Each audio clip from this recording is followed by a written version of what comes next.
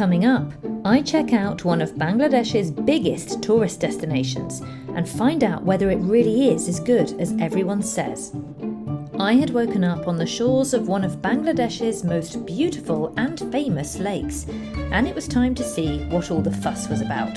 It's Kaptai Lake time, one of the most famous lakes in Bangladesh. It's in Rangamati. It's known for its outstanding panoramic beauty. And this morning we are going to get in a little boat and go for a cruise. We approach the boat via the famous hanging bridge, a suspension bridge. I was here last night. It's a lot brighter this morning. And then we should be getting onto one of these. God, it's lovely.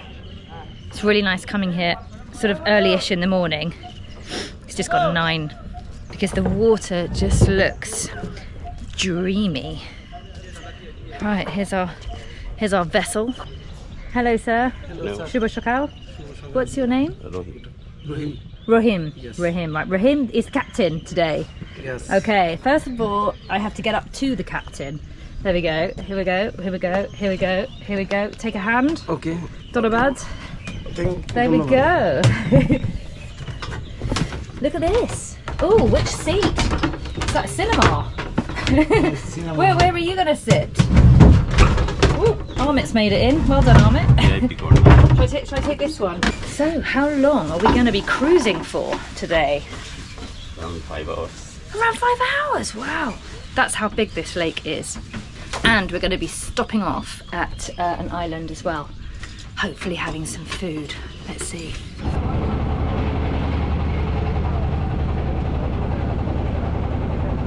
Here we go. Let me describe what I'm seeing. The water is basically blending like an artist. It's blending into the sky. There's sort of a mist. It's a hazy mist in the distance where I can see far off hills looming. It's very, very beautiful. And the water has just got this airbrushed appearance. I wish I could apply it to my face today, actually. That would be really, really good. I might just put my shades back on. Absolutely stunning.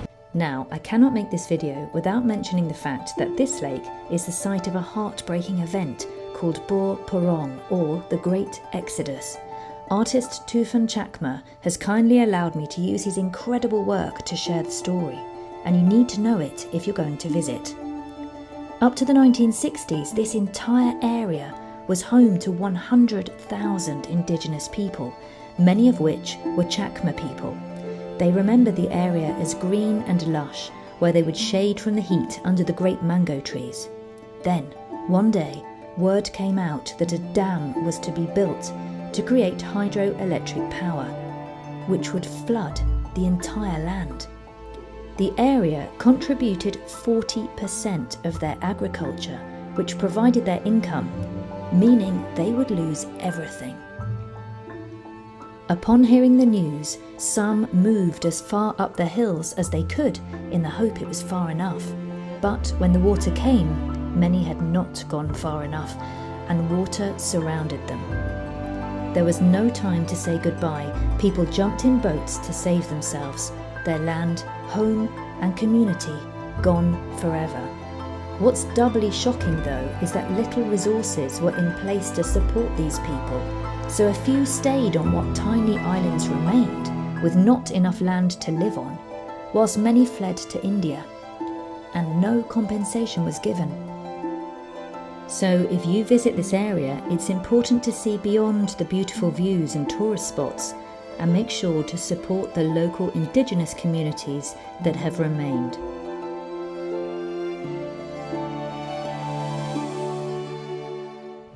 I wonder what time he got up this morning. I woke up at 6, just before the sun came up, and this lake was like a soft pink hue. Must be very, very nice to come out first thing. So it looks like we've got some islands ahead. There's lots of like sandy islands popping up in this lake. This one looks beautiful. we spotted some people looking like they were preparing a big lunch, so we stopped to have a look. Right, we're going to have a little nosy and see what they're cooking. First of all, I have to get off, and this is a steep ramp. Okay, got flip-flops on as well. Thank you, Donabad. Okay, Shahag's there. Got it. Got it? Yeah, Donabad. Right, up we jolly well go then. Up we jolly well go. I love people watching. It's my favourite activity.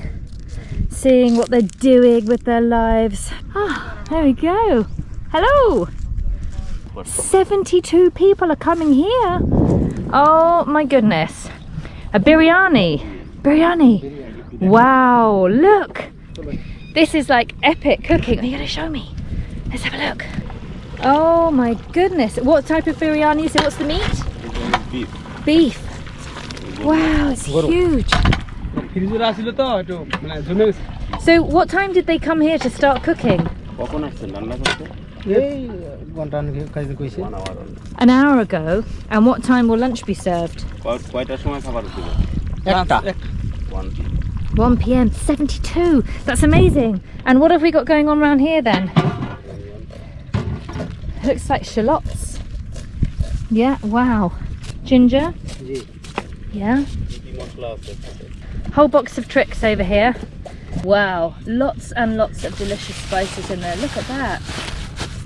These guys support a madrasa school miles away, and the students are here basically on a little study tour. Yesterday when I was on the hanging bridge, I met loads of students. So it's very, very popular with students in the other areas of Bangladesh to come and visit. It's a really big job, isn't it? Rice.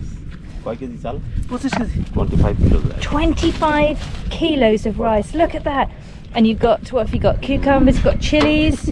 That's a lot of chilies. More than 2 kilos. Yeah, that's a lot. I mean, how spicy are we going with this? Cucumber, carrots and tomato for salad. Oh my goodness me. Wow. Wow. Look at this. Thank you. Tomatoes. Carrots. Look at the chili. Look how massive that bag of chili is. And then we have cucumbers. Are they cucumbers? Yeah. They are. I think those students are very lucky. They're going to have a lovely day trip today. Okay, Donabad. Donabad, thank you. We left the chaps to their catering challenge and soon dropped by another island for a taste of something different. Watermelon ahead.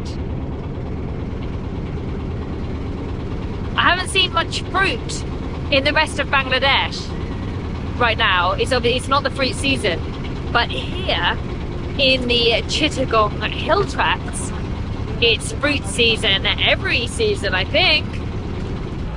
I've been shipwrecked on Watermelon Island. Not a bad island to be shipwrecked on. Look at these piles of watermelons. Woohoo! Wow. Look, they've been harvested and they're just waiting for the boat to come and take them to market. Look at that. They're pretty big. I put my hand on one. There, you see? Pretty big, huh? Look at that. Oh, we like the sound of that. Always believe that if they sound hollow, they're really good. And that sounded very hollow.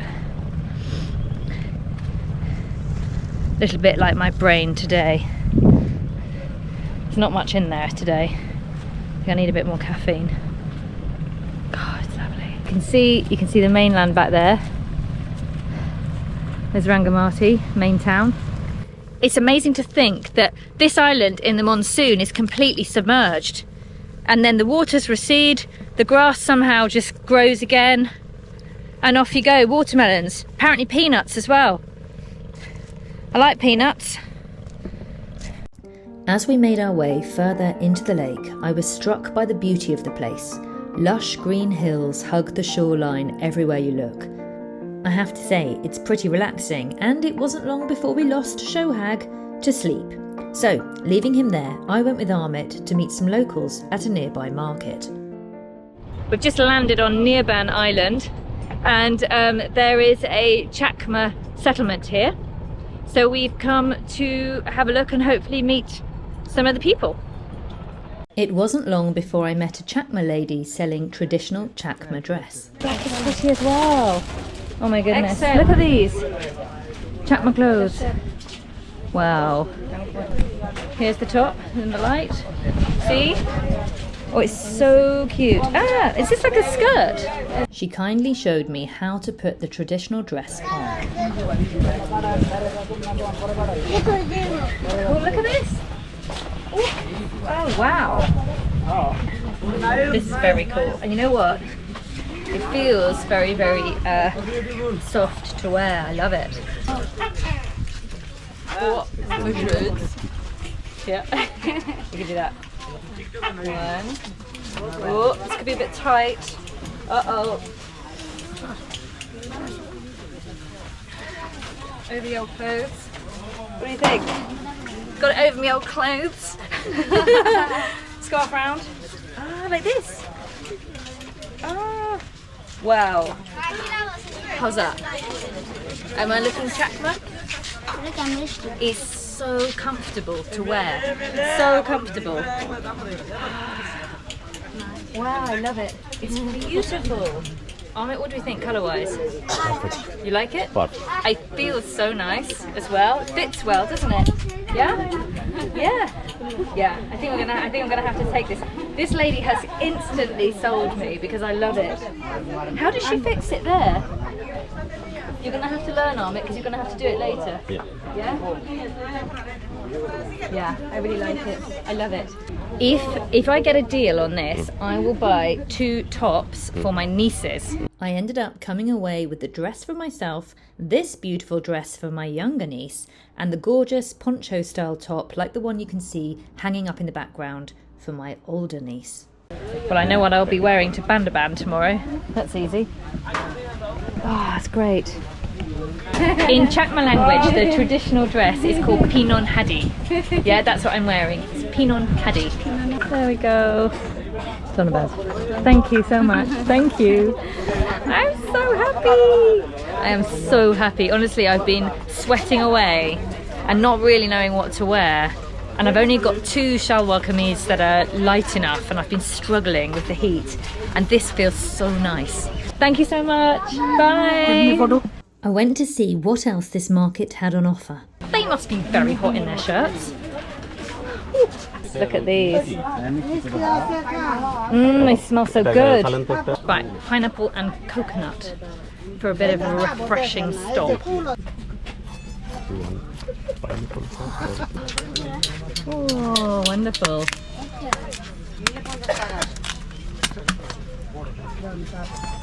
You see the juice coming out just as it was being chopped open. Wonderful. Donamad, thank you. Thank you so much. Look at this. Wow. So refreshing. It's exactly what you need. It doesn't need to be chilled. Just exactly like this. Perfect. Right, thank you, sir. Pineapple. I love the way they do this. Look, chop it like that, and then we just peel it off. And off we go. It's great. So I have my coconut, now onto the solid stuff.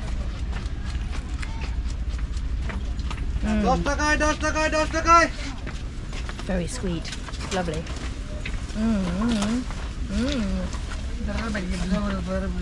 Let's see what this guy's doing, look. With this big pipe. Ah. Whoa. What is this? What is this? Wow. Oh my goodness. I discovered this was a local hookah shisha pipe made of bamboo and used to smoke tobacco. I've never seen anything like this before. It's quite funny. I think he's basically said to his mates that he's just gonna like fall over in a minute because he's doing it for me. This guy's smoking for me. He's gonna get he's gonna fall off his perch in a minute. The smoking of the bamboo pipes is obviously very popular. This lady here. Bye. Bye bye. Bye bye. Ah. Very friendly. Chakma people are very friendly. Very chilled out. Very chilled out, very friendly. Whilst there, I learnt that Chakma people are predominantly Buddhist. I can see the golden Buddha as well up on the hill. There we go. Look at that. Shubo Shokal. How are you feeling? Wakey, wakey, wakey, wakey, wakey. With all crew back in the land of the awake, it was now time to head to another island for lunch and a quick change. Well, if we're going to have a Chakma lunch, one must be dressed in Chakma clothes, I say. This was going to be one restaurant with a spectacular view. Look at this. And look at the view. Look at that.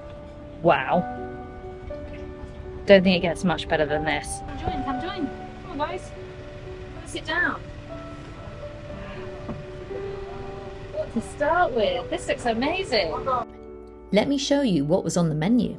We had the freshest pineapple and rice, followed by smashed chicken, fish kabang, some dal, fried fish, Chakma special bamboo chicken, and smashed banana flour, all to be eaten on a banana leaf as a plate. First thing I want to try is the bamboo chicken. Here we go. With a bit of rice, maybe. Okay, bamboo chicken.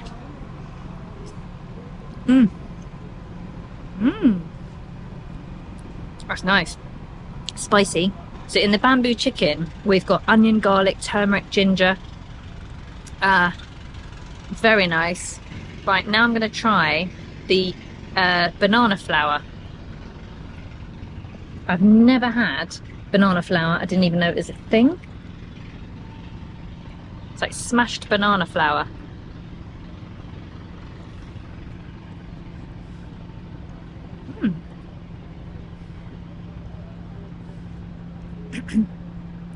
It's not sweet at all. Maybe a slight taste of green bananas. Lots of chilli.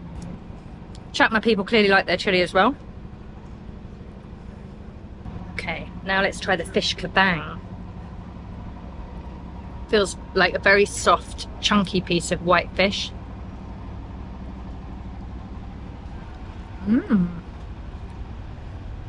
Very nice to try food from an indigenous group of people here in Bangladesh. It definitely has its own unique flavour, its own unique style, its own unique look, which I guess you would absolutely expect from a unique group of people, indigenous people. Time to go back to Rangamati main town now. What a lovely lunch filled with firsts. I like firsts, first tries, with new tastes, new beginnings. So, Kaptai Lake, is it worth it? Well, yes, it definitely is, but not on its own. It's only worth it when combined with the love of the local indigenous people. And I can say that having arrived as a simple tourist, I left a little wiser and with a lot of Chakma soul carried in my heart.